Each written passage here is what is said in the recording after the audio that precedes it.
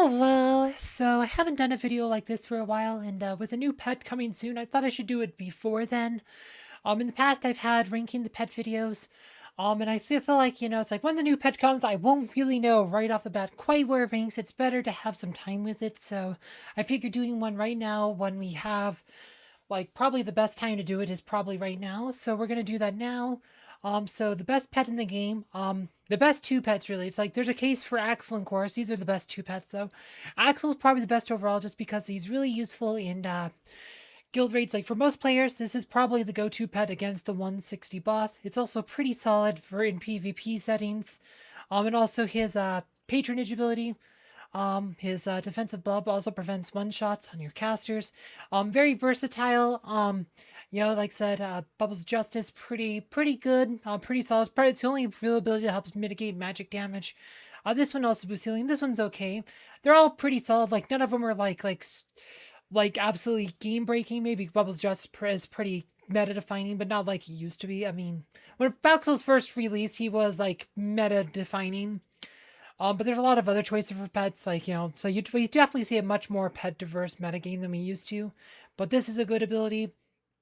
But like I said, Bubbles of Justice, so this is the one that really defines him. Like, this is why you would use him versus 160 Yosh, why you usually use him as the main pet in a lot of PvP content.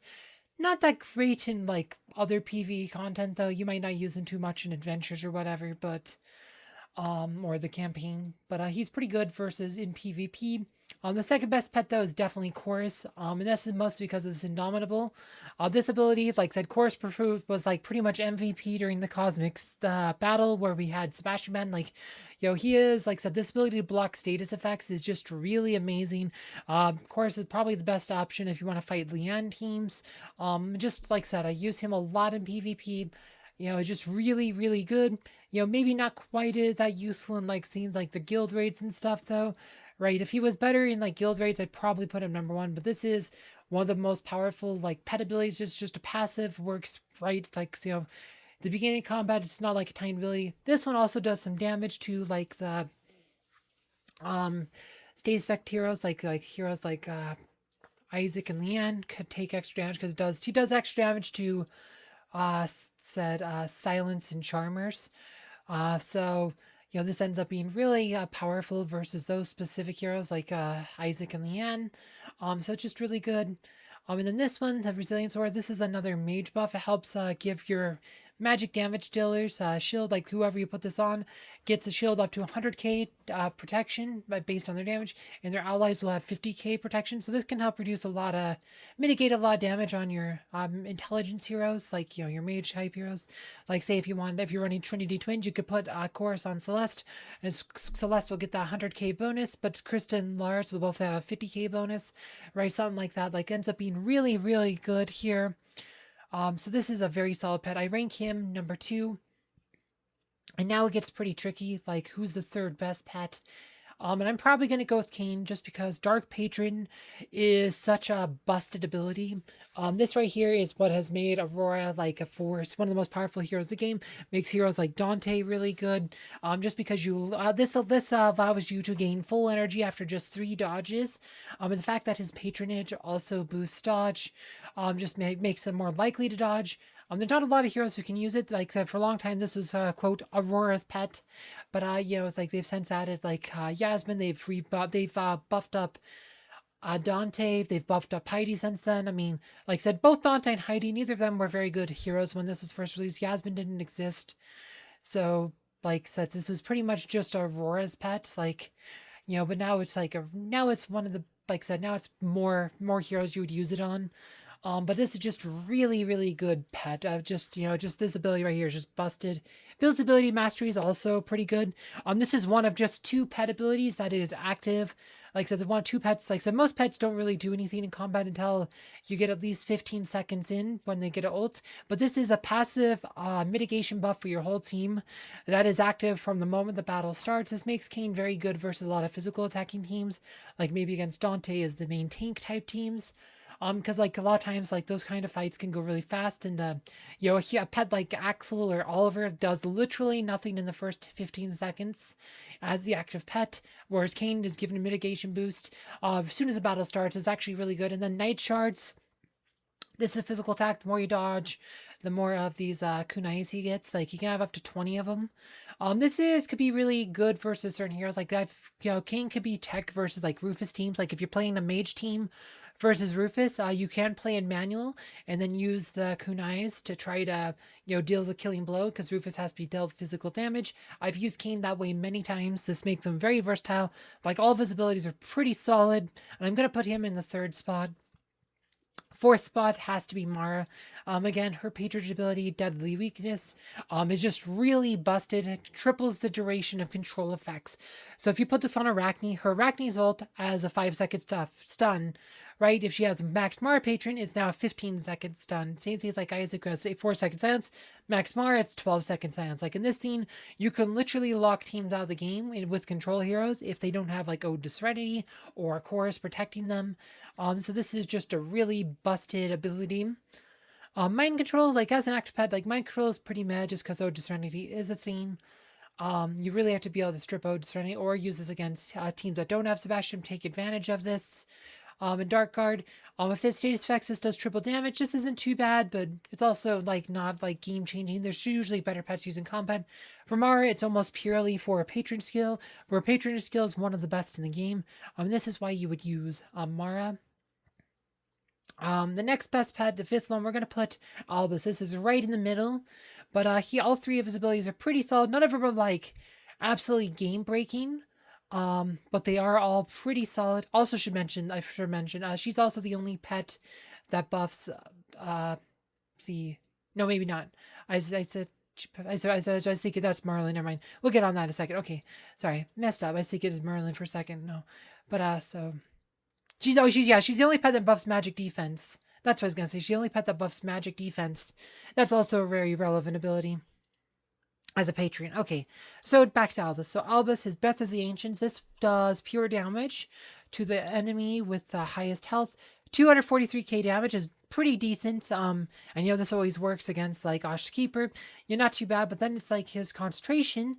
Breath of the Ancients now takes 3 seconds charge and gains bonus damage depending on all pure damage dealt to the enemy team while the skill is charging. So when he ults, there's 3-second delay, and all pure damage dealt in that period gets added to this 243k. So if you do 1 million pure damage, he'll now do 1.2 million damage to the enemy. So this is a 200% modifier on the pure damage, actually. So if you did 1 million pure damage, that could be 2.2 million. So this ends up being a really powerful ability.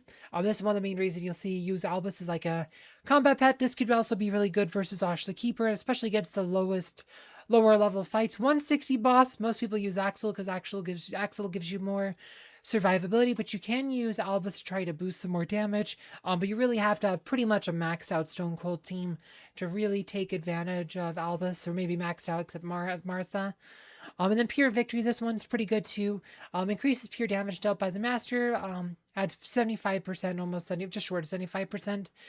Damage like this. So if you put this on a hero like Maya, they do 75% extra damage, or Sebastian 75% extra damage with their pure damage. Though he also adds magic attack, physical attack, so it's almost effectively doubles the pure damage on a hero like Maya. Like almost ends up being close to double damage, just because of the magic attack boost also. So this is really, really powerful ability. Pretty solid pet.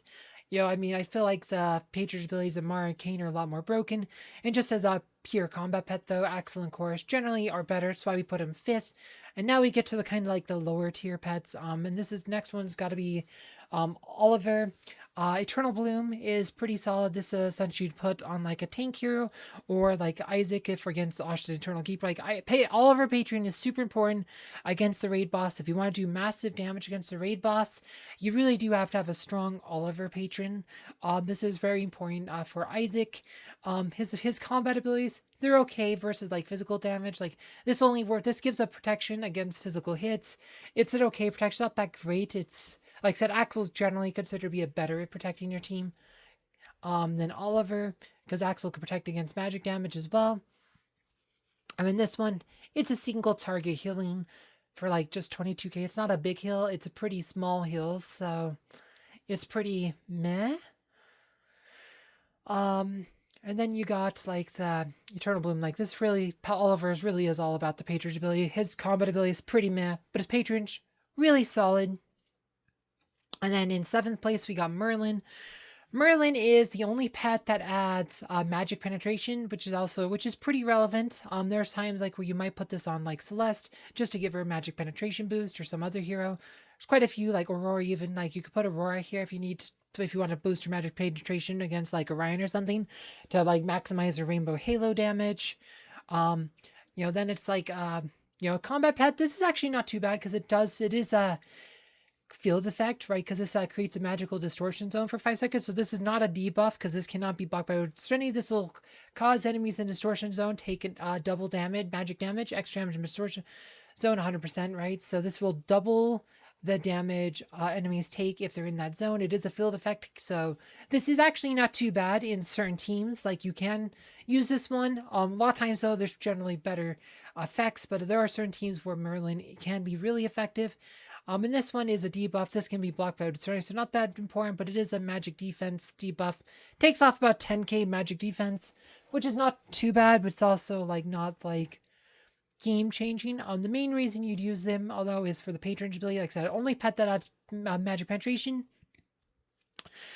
but also increases the speed at which they can use the magic damage dealing skills. And this could be really good. Like Krista's kind of like the classic example, because one, Krista does not have natural magic penetration. So her magic penetration is really low, but also this allows her to use her ice shards more often. This makes sure, like, if you're trying to combat with Lars, a lot more consistent, because the ice shards will be down 50% more often. You can also, as I said, Celeste, another one it's really good on, because she'll use her Cursed Flame 50% more often when she's in dark form. That could be useful, but it's just really useful for a lot of heroes. You just want to use their damage dealing abilities more, and because it does allows them to use their abilities more, it will allow them to gain energy a bit faster. Because when you use like an ability like Cursed Flame, you gain 10% energy, so they will get ult a bit more often or ult a bit faster. That's the other thing to keep in mind. So this is actually a really good patronage ability between the penetration and this one, pretty solid. And then the 8th place, it's Biscuit. Biscuit is, well, he blocks partial healing of other heroes. Like, they can heal themselves though, so Oliver, Patron, regen, vampirism, all that still works. If they're self-healing, like a hero who can heal multiple targets, like Martha or whatever, she'll still be healing herself, even if her AE healing is no longer healing the other teams. But this only lasts for 5 seconds, so if this was a longer debuff, this might be better. This one, the Mighty Snowball, this does some magic damage, slows the target. This day's effect can be blocked by Sebastian, so not that great. These effects are pretty meh. The main reason you use him though is for sustained chill ability. This is a 100% chance of activating, and it does any damage skill on the hero. Attacks made by the owner reduce healing received by the enemy for 5 seconds. You don't really care what the stage effect does, because that's not that relevant. The main reason you use this is an Ode to Serenity stripper. This was has become a meta-defining ability. Like, this is really the only value Biscuit has. Like, honestly, there's not a lot of reason to take him more than Violet. You don't need to take him to Violet 1 or Violet 2 or Violet 3, like, because you're probably never using him in combat. Level 60 Violet 0 is really all you need on Biscuit, just to have this access to skill, because it's always 100% chance of activating. The higher ranks only just increase the percentage of healing reduction, and most time you don't really care too much about the healing reduction. Yeah, it helps in some cases, but that's not the main reason you use this to strip out Serenity. This allows you heroes like Arachne an opening to stun the team. Like, before Biscuit was around, like, Ode to Serenity just, like said, locked out control effects pretty much completely. Control heroes were not really that viable outside of Leanne. So this opened up the metagame a lot more. This was been a pretty meta changing ability. His stats aren't too impressive though, just magic attack and armor, like a lot of pets are. So, and then we get to the worst pet in the game, which is Fenris. His ultimate, like, as a combat pet, blinds enemies for 3 seconds. Just 3 seconds, not that long. And because its status effect can be blocked by Ode to Serenity, does a bit of damage, but not a whole lot of damage, so it's pretty meh. Helpless target, passive skill, blinding enemies take 50% more physical damage, but again, the blind on his ultimate only lasts 3 seconds, so this is not going to do much most of the time unless you have another way to blind him. And if they have Ode to Serenity, you're probably not going to be blinding him too often. Patronage ability, The master gets a chance to blind enemies with their basic physical attacks for 2 seconds. So it's just basic physical attacks, only 40% chance maxed out, and it's only, like I said, it only lasts 2 seconds even if it lands. I mean, outside Akira, who has AE fit basic attacks, this ability is pretty much completely worthless.